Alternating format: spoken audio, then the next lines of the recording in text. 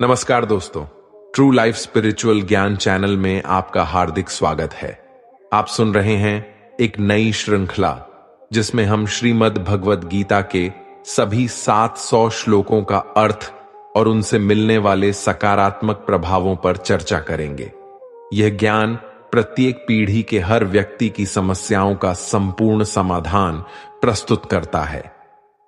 महाभारत के युद्ध भूमि में जब अर्जुन युद्ध करने से विचलित हो गए, तब भगवान श्री कृष्ण ने अपने श्रीमुख से जो अमूल्य उपदेश दिया वही है श्रीमद् भगवद गीता। गीता के गूढ़ संदेश को समझने से पहले कुछ ऐसे विशेष शब्द हैं जो शास्त्र में बार बार आते हैं। इन प्रतीकात्मक शब्दों का अर्थ जान लेना जरूरी है ताकि गीता का वास्तविक और गहन ज्ञान सहजता से हृदय में उतर सके। जैसे जब हम संसार की तरफ आकर्षित होते हैं तो हमारा शरीर कुरुक्षेत्र बन जाता है, और जब हम परमात्मा की तरफ आकर्षित होते हैं, उनके बताए रास्ते पर चलते हैं, तो हमारा शरीर धर्म क्षेत्र बन जाता है। कुरु का मतलब है करो, और मनुष्य के जीवन में इसी धर्म क्षेत्र और कुरुक्षेत्र के बीच जीवन पर्यंत संघर्ष होता रहता है। हमारे ही शरीर के अंदर मौजूद अंतकरण में दो प्रवृत्तियां होती हैं, दैवी संपदा और आसुरी संपदा। आसुरी संपदा के राजा हैं धृतराष्ट्र, जो कि अज्ञानता के प्रतीक हैं। वह अज्ञानता जिसे पता है कि वास्तविक सत्य तो परमात्मा है, परमात्मा के रास्ते पर चलना ही सच्चा धर्म है, फिर भी अपने मोह यानी दुर्योधन, जो मोह का प्रतीक है, इस पुत्र मोह में आकर अपनी आंखें बंद करके अपने मोह रूपी दुर्योधन के सभी गलत कर्मों को कभी नहीं रोक पाए। धृतराष्ट्र संयम रूपी संजय के माध्यम से कुरुक्षेत्र के युद्ध का वर्णन सुनते हैं, और संयम रूपी संजय उन्हें सही गलत का ज्ञान देते हैं। वहीं दूसरी ओर दैवी संपदा है, वह है पुण्य रूपी पांडु और कर्तव्य रूपी कुंती। पांडु रूपी पुण्य के जागृत होने से पहले, पुण्य के मिलने से पहले जो कुछ भी कर्तव्य रूपी कुंती ने अर्जित किया वह था कर्ण। वह कर्ण जो बंधनकारी रूढ़ियों का प्रतीक है, यानी वह रूढ़िवादी सोच जिसका हमारे दिमाग में बचपन से चित्रण होता है, और जिस दिन रूढ़िवादी विचारों के बाद पुण्य जागृत होता है, उसी दिन दैवीय संपदा जागृत हो जाती है, और फिर हमारे मन मस्तिष्क में युधिष्ठिर रूपी धर्म और अर्जुन रूपी अनुराग आ जाता है।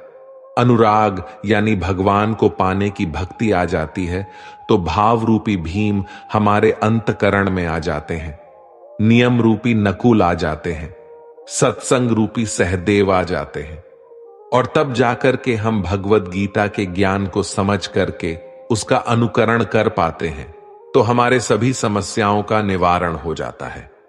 तो चलिए कमेंट में जय श्री राधे कृष्ण का नाम लिख करके इस पवित्र ज्ञान के सफर को शुरू करते हैं।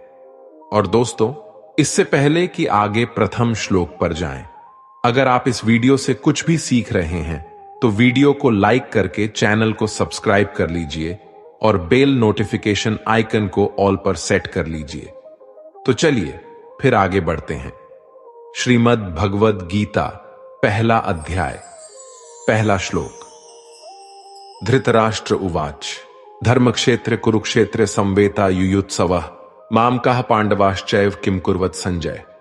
यानी कि धृतराष्ट्र ने कहा कि हे संजय, पवित्र भूमि कुरुक्षेत्र में इकट्ठा मेरे और पांडु के पुत्र अभी क्या कर रहे हैं? ऐसा सवाल धृतराष्ट्र इसलिए कर रहे हैं क्योंकि वे अंधे थे, लेकिन वह मन मस्तिष्क से अंधे नहीं थे। यह जानते हुए कि उनके पुत्र धर्म के पक्ष में नहीं है, फिर भी उन्होंने पुत्र मोह में शांति की जगह युद्ध को ही चुना और अधर्म के साथ रहे। उन्हें यह भी पता था कि जिस पक्ष में श्री कृष्ण होंगे वही धर्म का मार्ग होगा।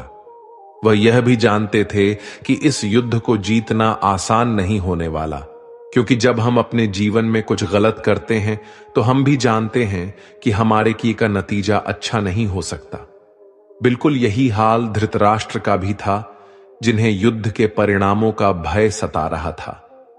श्रीमद् भगवद गीता का दूसरा श्लोक। संजय उवाच दृष्ट्वा तु पांडवाणिकं व्यूढ़ं दुर्योधनस्तदा आचार्यमुपसंगम्य राजा वचनम ब्रवीत। अर्थात उस समय राजा दुर्योधन ने व्यूह रचना युक्त पांडवों की सेना को देखा और द्रोणाचार्य के पास जाकर यह वचन कहा। संजय ने कहा कि दुर्योधन पांडवों की सेना को देख रहे हैं। उन्होंने कहा कि वे गुरु द्रोणाचार्य को जाकर सब बता देंगे।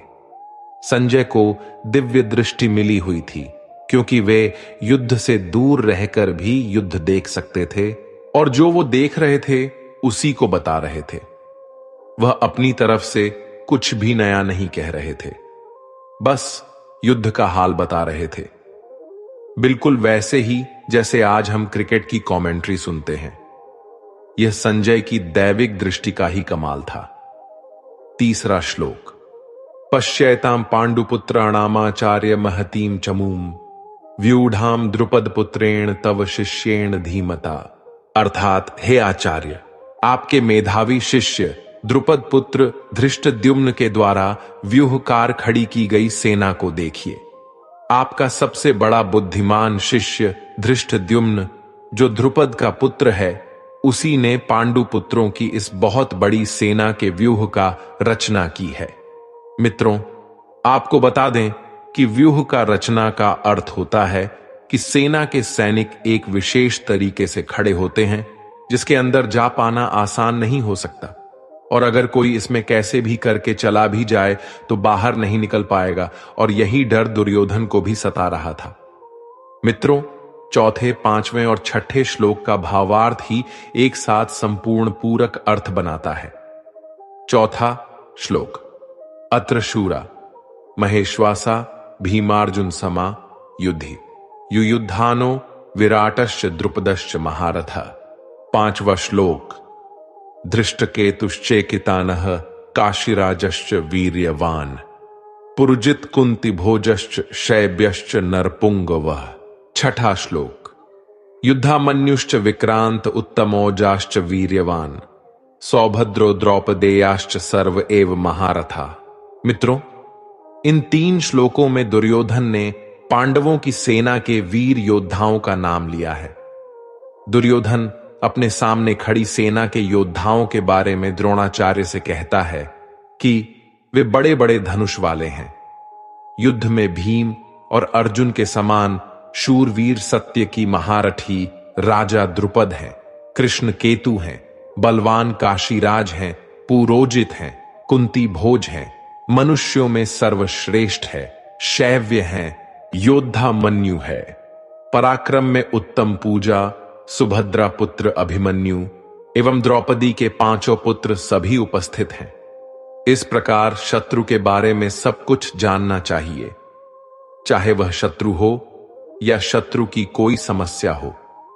मित्रों, इससे हमें यह सीखने को मिलता है कि समस्या के हर पहलू को समझना चाहिए। समस्या के प्रत्येक हिस्से के बारे में जानकारी होना चाहिए। जिस तरह दुर्योधन अपने सामने खड़ी सेना का निरीक्षण कर रहे थे। सातवां श्लोक। अस्माकं तु विशिष्टा ये तान् निबोध द्विजोत्तम नायिका मम सैन्यस्य संज्ञार्थम तान् ब्रवीमिते।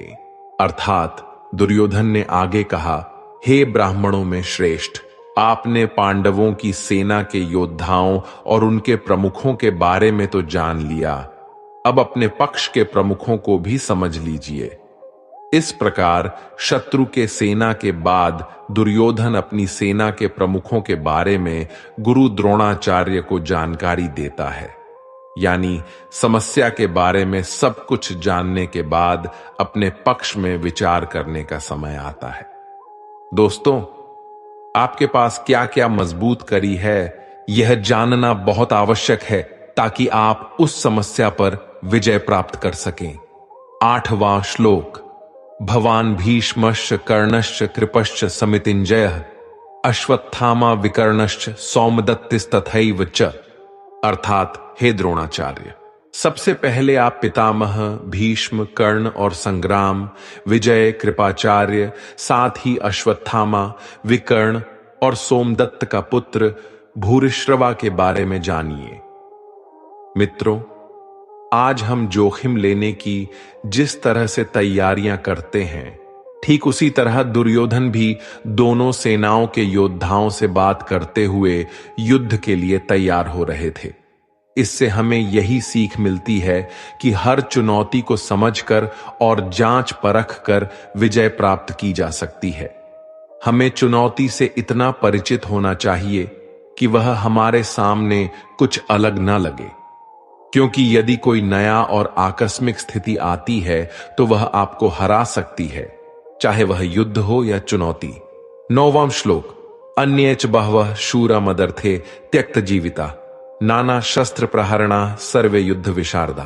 अर्थात दुर्योधन गर्व से कहता है, मेरे लिए अपने जीवन त्यागने वाले मेरे पास बहुत से शूरवीर हैं जो सभी लड़ाइयों में माहिर हैं और कई प्रकार के अस्त्र शस्त्र को चलाने में निपुण हैं। इस प्रकार से दुर्योधन खुश हो रहा है। इससे हमें यह सीख मिलती है, जब आप जीवन में परेशान होते हैं तो आपके साथ कौन होता है? उस वक्त आपके साथ होता है केवल आपका कौशल, आपके हिम्मत, आपकी मेहनत, आपके सच्चे मित्र, जो आपके लिए कुछ भी कर सकते हैं। 10वां श्लोक। अपर्याप्तम तदस्माकं बलम भीष्माभिरक्षितम पर्याप्तम त्विदमितेषां बलम भीमाभिरक्षितम। अर्थात दुर्योधन आगे कहता है कि हमारे विरोधी पक्ष में भीम के नेतृत्व वाली सेना है जिसकी ताकत काफी कम है, क्योंकि भीष्म पितामह उसके विरुद्ध हैं और भीष्म पितामह हम कौरवों के पक्ष में हैं। भीष्म पितामह द्वारा रक्षित हमारी सेना सब प्रकार से अजय है। दुर्योधन कहना चाहते हैं कि भीम की सेना को वह आसानी से जीत सकते हैं, जबकि मित्रों, दुर्योधन यहां घमंड कर रहा है, जो आपको बिल्कुल नहीं करना चाहिए।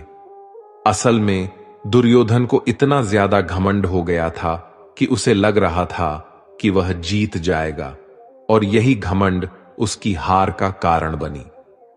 इससे हमें यह सीखने को मिलता है कि विश्वास या आत्मविश्वास से चुनौती या समस्या को जीता जा सकता है, लेकिन मन में यदि घमंड हो गया तो यही आपके हार का संकेत है। 11वां श्लोक।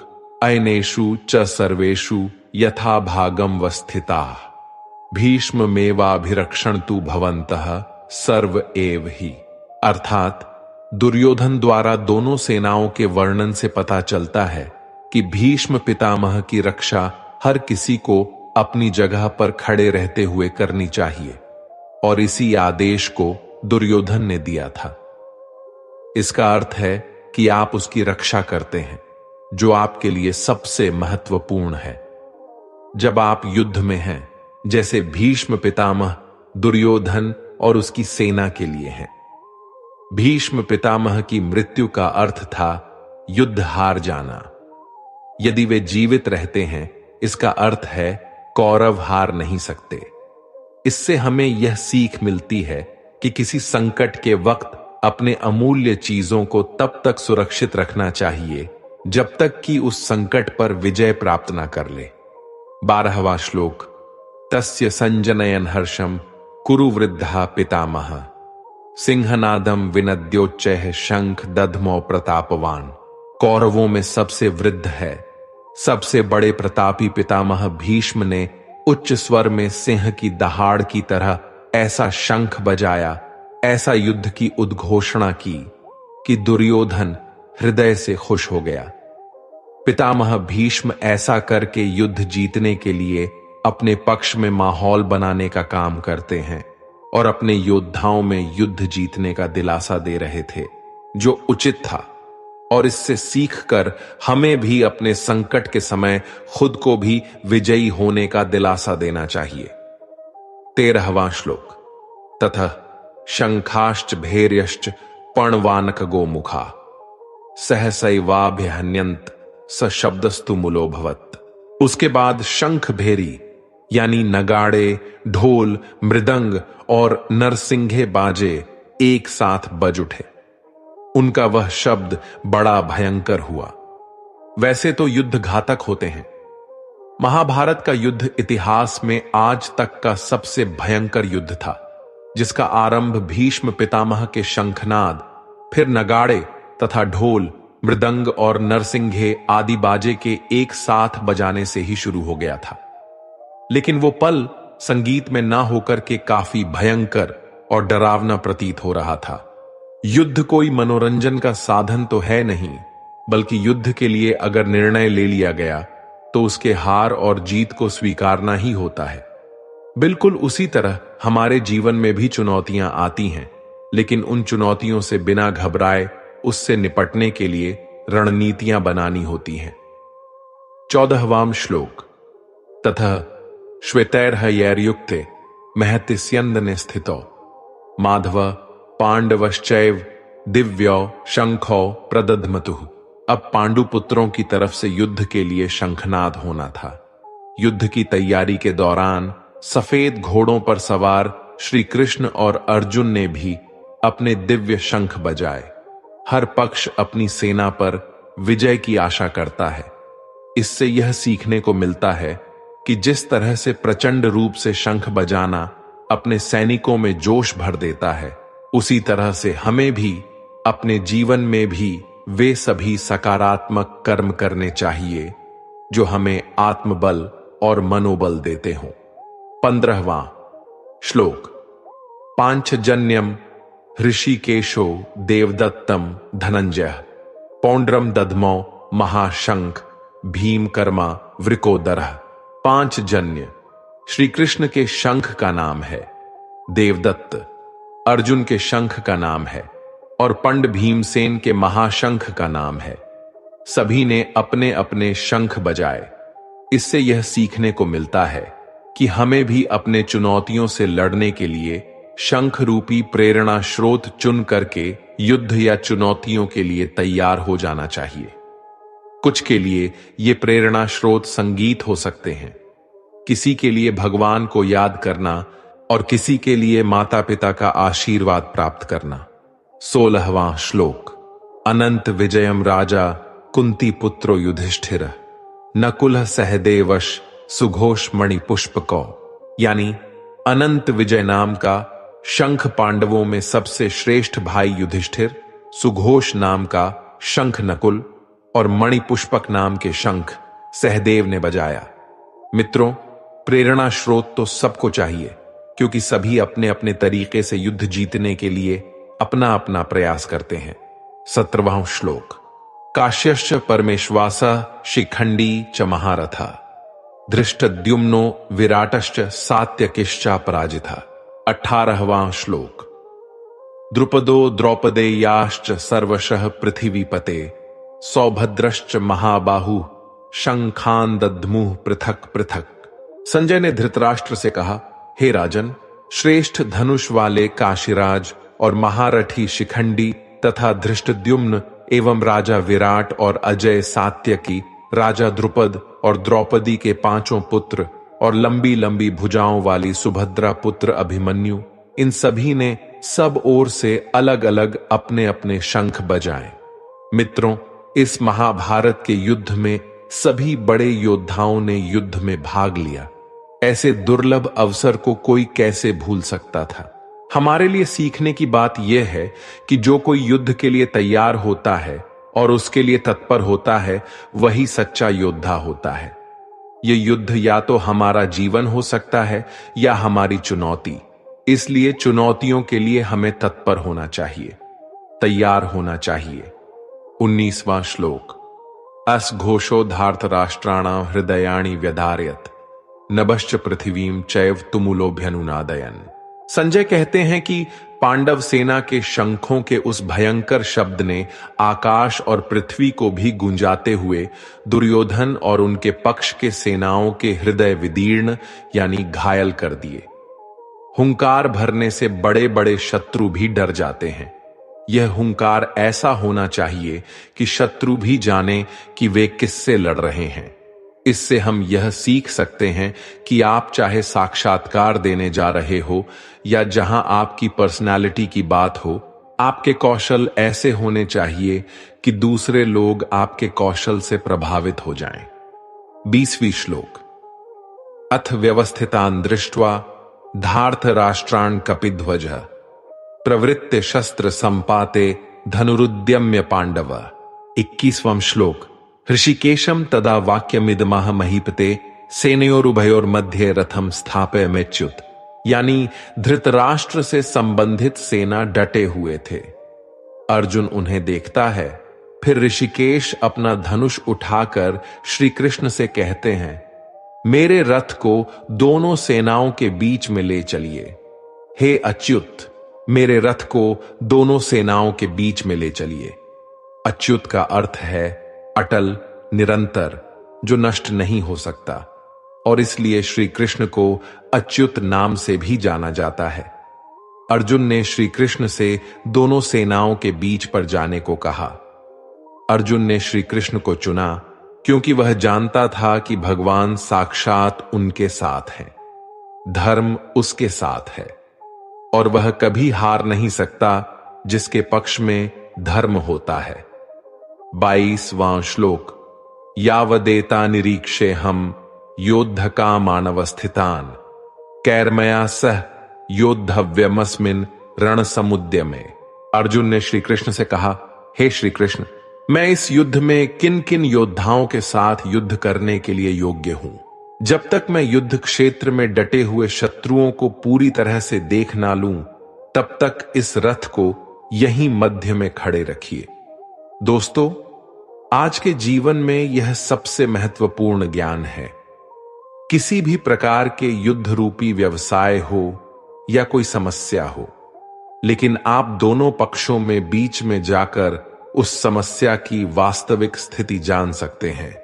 इसलिए हमें भी अपने समस्या के मध्य में खड़े होने चाहिए और निर्णय लेने से पहले उसे ठीक से देखना और परखना चाहिए। 23वां श्लोक। योत्स्यमानानवेक्षे हम य एतेत्र समागता धार्तराष्ट्रस्य दुर्बुद्धि युद्धे प्रिय चिकीर्षवा। यह युद्ध दुर्योधन की जिद के कारण हुआ था, इसलिए अर्जुन दुर्योधन को दुर्बुद्धि यानी कि मूर्ख कहता है। महाभारत के युद्ध में कौन कौन से राजा दुर्योधन का साथ देने आए हैं, उन्हें अर्जुन देखना चाहते हैं। यह जरूरी नहीं कि आपका शत्रु सही हो। शत्रु शायद गलत तरीके से आपसे युद्ध में जीतना चाहता हो। इसलिए अर्जुन अपने सारथी श्री कृष्ण से दोनों सेनाओं के बीच में अपने रथ को ले जाने के लिए आग्रह करता है। इस प्रकार युद्ध की शुरुआत तभी करनी चाहिए जब आप अपने शत्रु को अच्छे से जांच परख चुके हों। 24वां श्लोक। संजय उवाच एव मुक्तो हृषिकेशो गुडाकेशेन भारत सेनयोरुभयोर्मध्ये स्थापयित्वा रथोत्तमम् भीष्म द्रोण प्रमुखतः सर्वेषां च महीक्षिताम् उवाच पार्थ पश्यैतान् संवेतान् कुरुनीति। संजय धृतराष्ट्र से बोले, हे भरतवंशी राजन, अर्जुन के द्वारा इस तरह आग्रह करने पर अंतर्यामी भगवान श्री कृष्ण ने दोनों सेनाओं के मध्य भाग में पितामह भीष्म और आचार्य द्रोण के सामने तथा संपूर्ण राजाओं के सामने श्रेष्ठ रथ को खड़े करके इस तरह से कहा कि हे पार्थ, इन इकट्ठे हुए कुरुवंशी को देखो। पार्थ नाम से अर्जुन को श्री कृष्ण संबोधन कहते हैं। वह पार्थ जो अब कुछ समय बाद शंकाओं में घिरने वाला होता है। उसी तरह हम भी पार्थ हो सकते हैं, और अर्जुन की भांति जब हम अपने आप को शंकाओं या संकट से घिरा पाते हैं और सच्चे मन से श्री कृष्ण को स्मरण करते हैं, तो मदद करने के लिए श्री कृष्ण अवश्य ही आते हैं। 26वां श्लोक। तत्रा पश्यत स्थितान पार्थ पितृनथ पितामहान आचार्य अन्मातुलान भ्रातृन पुत्रान पौत राण सखींस तथा प्रथानंदन, यानी प्रथा का पुत्र। यहां प्रथा कुंती का ही एक नाम था। इस तरह से कुंती पुत्र हुए। अर्जुन अर्जुन उन दोनों ही सेनाओं में स्थित पितामह को, आचार्यों को, मामाओं को, भाइयों को, पुत्रों को, पौत्रकों को तथा मित्रों को, ससुरों को और ऋतुओं को भी देखा। यानी सेनाओं के मध्य में उपस्थित ताऊ, चाचा, दादा, परदादा, गुरु, मामा, भाइयों, पुत्रों, पोतों को देख रहे हैं। इसलिए महाभारत के इस धर्म युद्ध में समस्त परिवार के सदस्यों के बीच एक बड़ा संकट होता है। समस्त परिवार के सदस्यों के बीच समझौता होना होता है कि वे किसके साथ हों। क्या वे अर्जुन के साथ हैं या कौरव के साथ हैं। 27वां श्लोक। श्वशुरांसु हृदश्चैव सेनयोरुभयोरपि तान समीक्ष्य स कौन्तेय सर्वान् बंधून् अवस्थितान्। पांडव पुत्रों और धृतराष्ट्र पुत्रों के साथ पूरे जीवन अर्जुन ने अपने मित्रों को, सूर्यदेव को देखा और सोचा, सभी सगे संबंधी एक ही तो हैं, पर ये सभी दो पक्ष में बंटे हुए हैं। अर्जुन हर किसी से लड़ाई तो नहीं करना चाहता था, लेकिन वे युद्ध में शत्रु थे और उसे उनके साथ लड़ना था। 28वां श्लोक।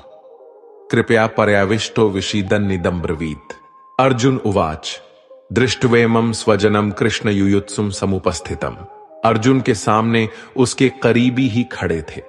अर्जुन के विरोधी पक्ष में उनके चचेरे भाई पितामह भीष्म आदि सभी अपने लोग ही उसके सामने थे, जिसके प्राण अर्जुन को लेने थे। इसलिए अर्जुन अज्ञानता में करुणापूर्ण होकर श्री कृष्ण से अपने मन की दुविधा को बताता है, और यहीं से अर्जुन के विषाद यानी कि उसके मानसिक दुविधा की शुरुआत होती है, जिसे अर्जुन विषाद कहा जाता है। और इसलिए संपूर्ण गीता की रचना की गई। वह गीता जिसमें श्री कृष्ण के मार्गदर्शन द्वारा अर्जुन के मानसिक दुविधाओं का अंत होता है, और जो हर पीढ़ी के लिए एक बहुत ही महत्वपूर्ण हो जाता है। 29वां श्लोक। सीदंति मम गात्राणि मुखम च परिशुष्यति वेपथुश्च शरीरे में रोमहर्षश्च जायते। हमारे लिए युद्ध की बातें करना तो आसान लग सकता है, लेकिन युद्ध को करना आसान नहीं होता। महाभारत के युद्ध में अर्जुन के सामने तो अपने थे, इसलिए अर्जुन के लिए यह युद्ध और भी मुश्किल लग रहा था। इसलिए अर्जुन कहते हैं, हे श्री कृष्ण, मैं अपनों को देखकर टूट रहा हूं, जैसे मेरे अंगों में बल हो ही ना, और चेहरा सूख रहा है तथा मेरा शरीर कांप रहा है। मित्रों, बिल्कुल वैसे ही जब हमारे जीवन में युद्ध रूपी परीक्षा की घड़ी आती है, तो हम भी घबरा जाते हैं, और उस वक्त हमें भगवद गीता के श्री कृष्ण के मार्गदर्शन बहुत काम आते हैं। 30वां श्लोक। गांडीवम स्रंसते हस्तात्वक्चैव परिदह्यते न च शक्नोम्यवस्थातुं भ्रमति व चमे मनः। इसमें अर्जुन अपनी पीड़ा व्यक्त कर रहे हैं। अर्जुन का गांडीव धनुष गिर रहा है, उनकी त्वचा जल रही है और मन अत्यंत विचलित हो रहा है। इसलिए उन्हें महसूस हो रहा है कि वह खड़े नहीं हो सकते। अर्जुन का दुख और हमारी दुविधाएं एक तरह से सेम हैं, क्योंकि जब हम स्वयं को समस्याओं से घिरा पाते हैं या हमें किसी चुनौती का सामना करना होता है, चाहे वह कोई परीक्षा हो, व्यापार हो आदि, हम अपने आप को अर्जुन की तरह ही महसूस करते हैं। 31वां श्लोक। निमित्तानि च पश्यामि विपरीतानि केशव न च श्रेयोनुपश्यामि हत्वा स्वजन्माहवे।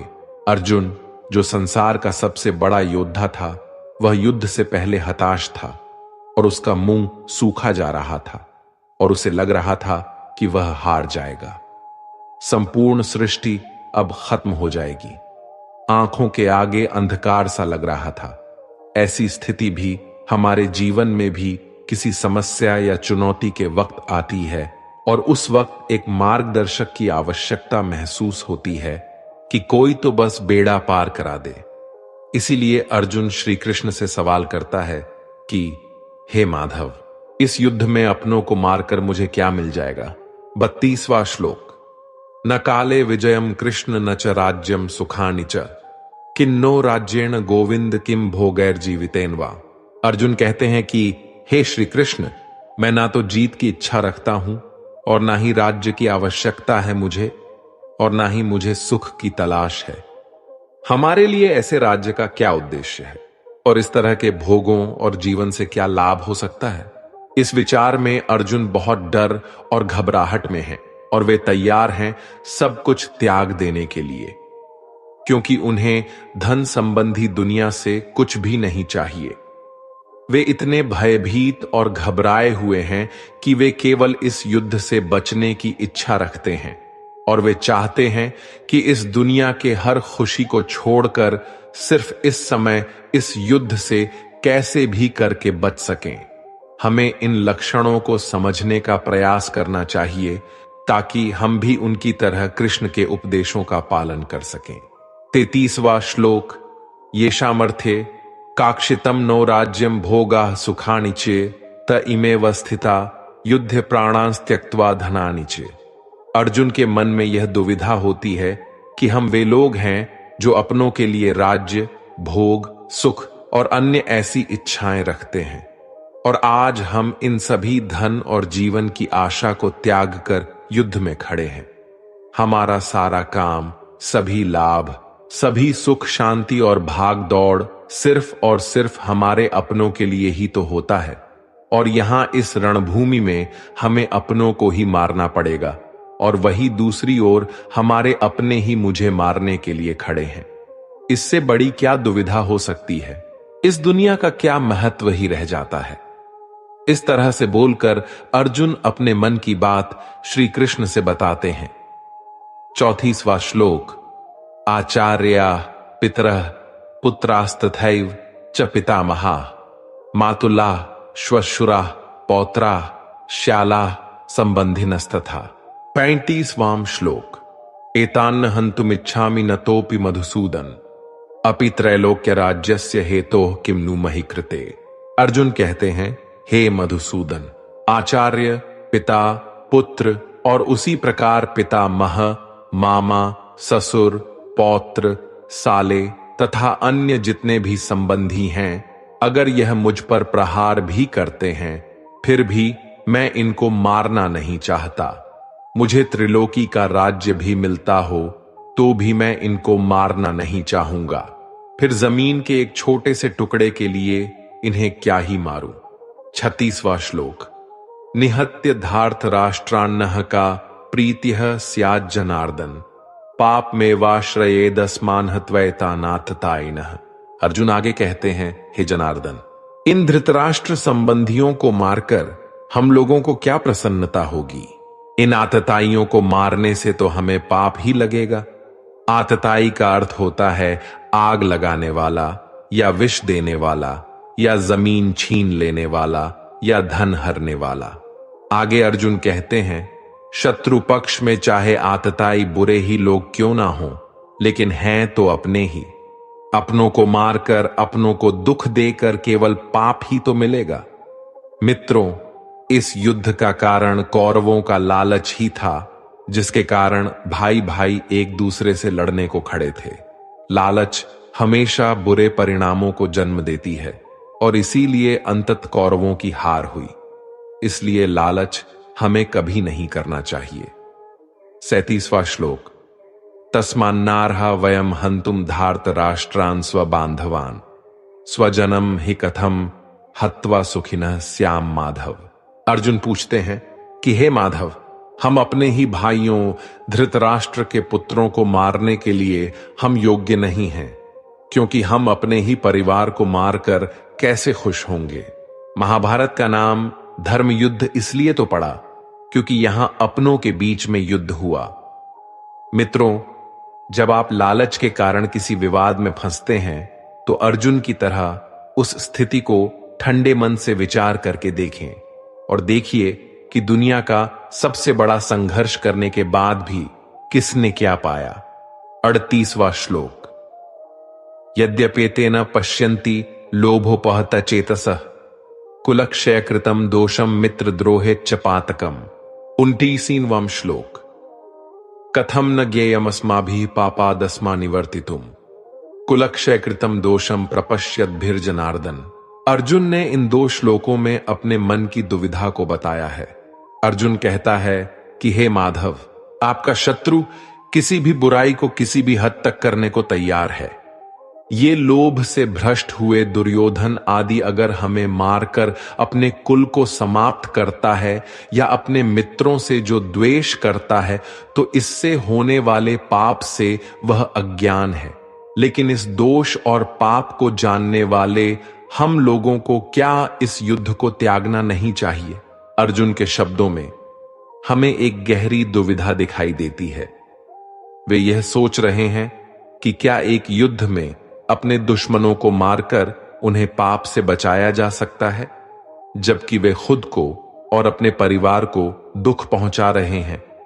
यह शिकायत एक आम व्यक्ति की भावनाओं को दर्शाता है, जो जीवन में अकेले रहकर गलत कार्यों से बचने का प्रयास करता है।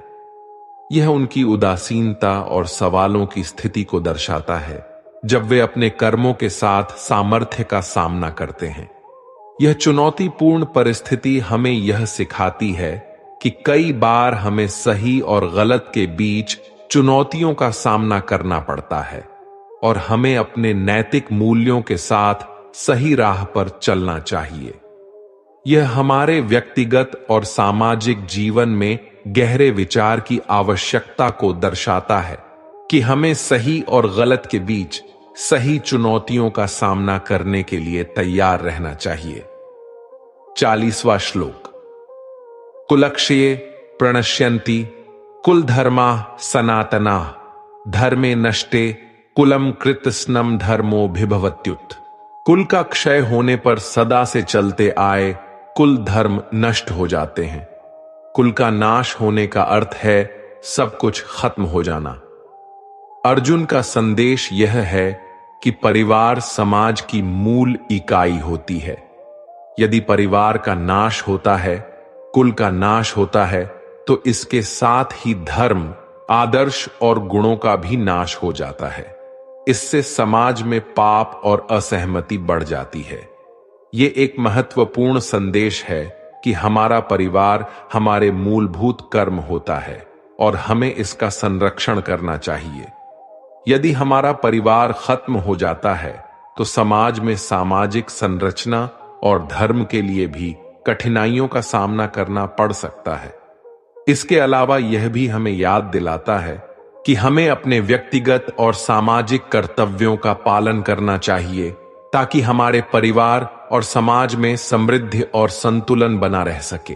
41वां श्लोक। अधर्माभिभवात् कृष्ण प्रदुष्यन्ति कुलस्त्रियः स्त्रीषु दुष्टासु वार्ष्णेय जायते वर्ण संकरः। जहां समाज की प्रगति और समृद्धि में स्त्रियों का महत्वपूर्ण योगदान होता है। परिवार और समाज के विकास में महिलाएं महत्वपूर्ण भूमिका निभाती हैं और घर की बनावट से लेकर समाज के निर्माण तक स्त्रियों का सहयोग अत्यधिक महत्वपूर्ण होता है। अर्जुन कह रहे हैं कि अगर समाज में स्त्रियां दूषित हो जाती हैं, करप्ट हो जाती हैं, तो उसका समाज पर बहुत बुरा प्रभाव पड़ता है। यह समझना चाहिए कि स्त्री शक्ति समाज की आत्मा होती है और उनके सहयोग के बिना समाज का विकास संभव नहीं है। समाज में स्त्रियों का समर्थन और सामाजिक समरसता बनाए रखने के लिए समय समय पर कई महत्वपूर्ण कदम उठाने चाहिए, ताकि वर्ण संकर और सामाजिक संकटों से बचा जा सके। 42वां श्लोक।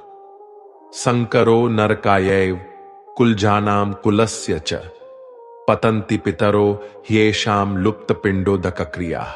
वर्ण संकर का अर्थ यहां है जहां जातीय या सामाजिक मूल्यों का सम्मान नहीं किया जाता है, और जब गलत वर्णों के मिलने से संतान का जन्म होता है तो सब कुछ खत्म हो जाता है। इसलिए समाज के नियम हजारों सालों के निष्कर्ष के बाद बड़े सोच विचार कर और समझकर बनाए गए हैं मित्रों, और ऐसे नियमों और विचारों को बिना कुछ सोचे समझे तोड़ना नहीं चाहिए, जो हजारों साल से चले आ रहे हैं। अर्जुन यही कहते हैं, हे कृष्ण, वर्ण संकर कुल घातियों को नरक में ले जाने के लिए ही होता है, और बिना श्राद्ध और तर्पण हुए उनके पितरों का भी पतन हो जाता है। 43वां श्लोक। दोषैरितैः कुलजानाम वर्ण संकर कारके उत्साद्यन्ते जाति धर्मा कुल धर्माश्च शाश्वता। अर्जुन यहां वर्ण संकर के प्रभाव के बारे में चिंता व्यक्त कर रहे हैं। वर्ण संकर से कोई धर्म और जाति धर्म का नाश होता है जिसका समाज में बुरा प्रभाव पड़ता है। जब व्यक्ति अपने धर्म के नियमों और कर्तव्यों का पालन नहीं करता तो समाज में असमानता और अव्यवस्था होती है। अर्जुन यह कह रहे हैं कि समाज का सहयोग और समाज में संरचना बनाए रखने के लिए समाज के नियमों और मानवीय मूल्यों का पालन करना महत्वपूर्ण है। समाज को नियमों, कानूनों और सजीव संरचनाओं की आवश्यकता होती है ताकि वह एक साथ सद्गुण से और समानता के साथ रह सके। 44वां श्लोक। उत्सन्न कुलधार्माणाम मनुष्याणाम जनार्दन नरके नियतम वासो भवतीत्यनुशुश्रुम। अर्जुन कहते हैं, हे जनार्दन, उन लोगों का जिनका पूरा धर्म नष्ट हो गया है, ऐसे लोग हमेशा के लिए नरक में रहते हैं। महाभारत काल में भी कहा जाता था कि अगर किसी का कुल खत्म हो जाता था तो वह हमेशा के लिए नरक में ही रहेगा। कुल की रक्षा करना, उसके सम्मान को बचाना और उसका नाम करना बहुत महत्वपूर्ण माना जाता था। हम अक्सर सुनते हैं कि लोग धर्म का सम्मान नहीं करते तो ऐसे लोग सीधे नरक में जाते हैं। आज के कलयुग में भी यही होता है। 45वां श्लोक। अहोबत महत पापम कर्तुं व्यवसिता वयम यद्राज्य सुखलोभेन हंतुं स्वजनमुद्यता। अर्जुन अपने स्वजनों के खिलाफ युद्ध करने के परिणामों को समझते हैं और इसका प्रभाव उनकी बुद्धि पर पड़ता है। अर्जुन यहां स्वयं को दोषी मानते हैं क्योंकि वे समझते हैं कि वे हालांकि बुद्धिमान होने के बावजूद महान पाप करने को तैयार हो गए हैं जो स्वजनों को मारने के लिए है। अर्जुन का मानना है कि बुद्धिहीन का पाप माफ हो सकता है परंतु बुद्धिमान से अधिक उम्मीदें होती हैं और यदि वह पाप करता है तो क्या उसकी माफी संभव है। 46वां श्लोक। यदि माम प्रतिकारम शस्त्रम शस्त्रपाणयः धार्त राष्ट्रा रणे हन्युस्तन्मे क्षेमतरम भवेत। अर्जुन कहते हैं, मन में उनके बारे में सोचिए जो आपको बहुत पसंद है, जो आपका है, जिसके गोद में आपका बचपन बीता है, चाहे वह आपसे बड़ा हो छोटा हो, क्या आप उसे मार सकते हैं? उससे अच्छा तो आपको लगेगा कि वह आपको ही मार डाले। अर्जुन ने यही कहा है। यदि धृतराष्ट्र के पुत्र हाथ में शस्त्र लिए हुए मुझे रणभूमि में मार डालें तो मेरे लिए उनके हाथों से शस्त्रहीन मरना ज्यादा सही होगा, लेकिन मैं उनको नहीं मार सकता। 47वां श्लोक। संजय उवाच एवमुक्त्वार्जुनः संख्ये रथोपस्थ उपाविशत विसृज्य सशरम चापम शोक संविघ्न मानसः। यहां संजय कहते हैं, हे धृतराष्ट्र, रणभूमि में दुख से घबराए हुए अर्जुन अपने बाण और धनुष को त्याग करके रथ के पीछे जाकर बैठ गए हैं और उनके चेहरे पर परेशानी और दुख साफ साफ झलक रही है।